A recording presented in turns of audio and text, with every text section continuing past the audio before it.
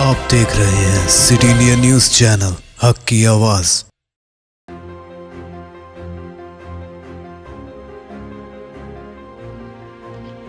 آپ دیکھ رہے ہیں سٹی انڈیا نیوز، میں ہوں نوشین۔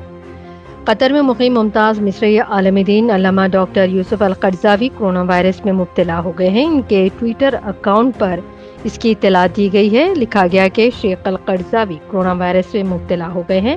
اللہ کا شکر ہے کہ ان کی حالت ٹھیک ہے، ان کا علاج ہو رہا ہے، اور انہوں نے اپنے فالوور سے صحت یابی کے لیے دعاؤں کی درخواست کی۔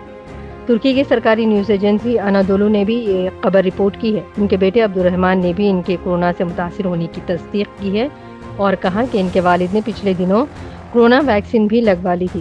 شیخ یوسف القرضاوی کی عمر 94 سال ہے اور وہ اخوان المسلمون کے روحانی رہنما، الاتحاد العالمی علماء مسلمین، یورپین کونسل فار فتویٰ اینڈ ریسرچ اور اسلام آن لائن .net کے سربراہ ہیں۔ Bureau report, city India news.